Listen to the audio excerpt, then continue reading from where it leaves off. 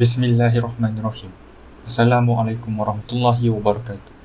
I am Brother ZAKWAN and I am going to represent Group 5 for our lab project presentation. Meet the group members that made this lab project a success. Here is how this presentation is going to play out. First, we are going to explain the purpose and objective of this lab project, and then what and how did we realize it. Next is giving the theory behind this robotic arm, the discussion found whilst doing it, and what are the errors that we encountered and the ways to improve it in the future.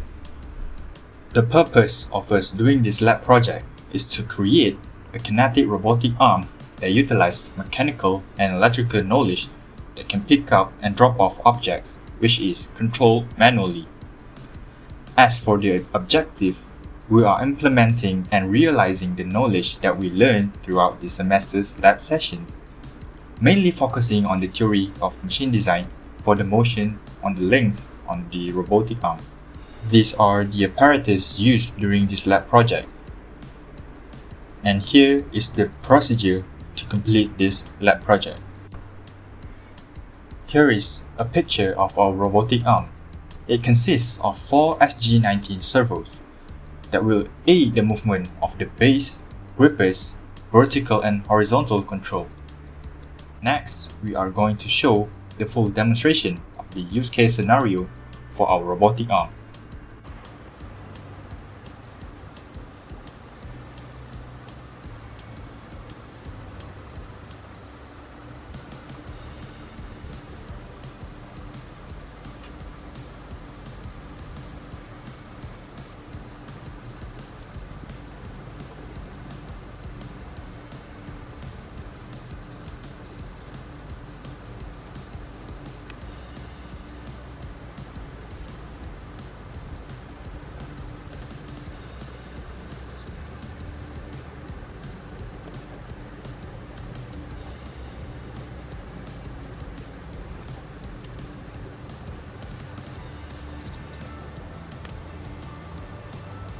Moving on to the theory that made our lab project possible.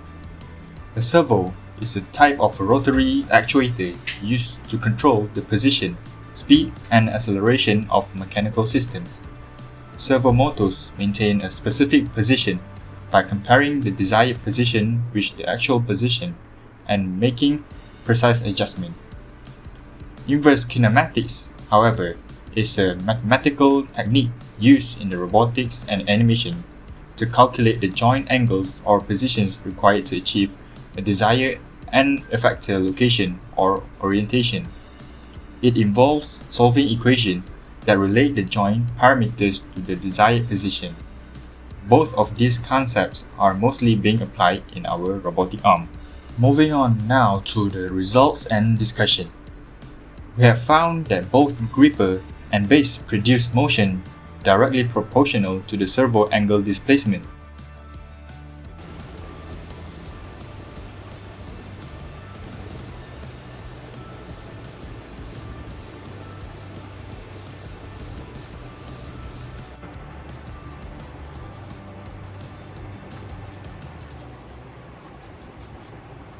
We also found that the relationship between vertical and horizontal movement, given input θ2 with a displacement angle range of 45 degree to 135 degree.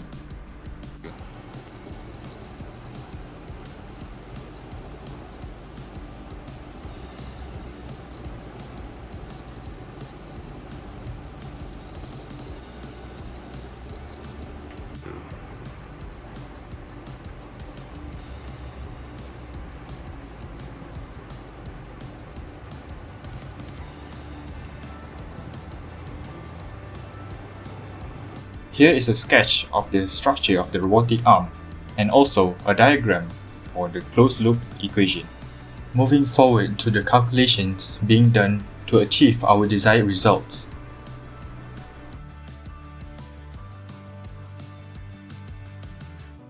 With an input rotation θ2 from 45 degree to 135 degree, vertical movement of the arm at 93.68 mm and above, the robot's base is constant at R1 116.06 mm, while R4 at 12.39 mm, giving the estimated range of the robot's effective horizontal movement around 103.67 mm, which meets the desired range of horizontal movement of robotic arm of 100 mm.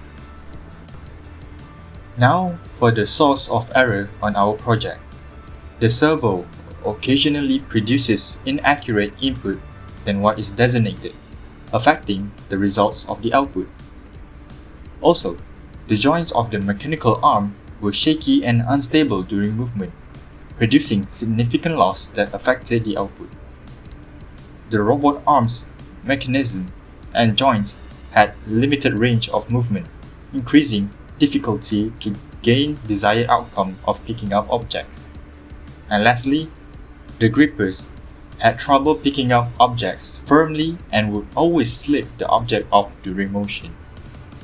And here are the ways on how we can improve our robotic arm in the future. First, we can use servos with higher accuracy to get more accurate results.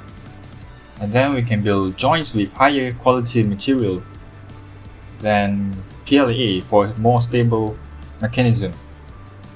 And then we can design the robot arm mechanism with more range and mobility to make it more flexible.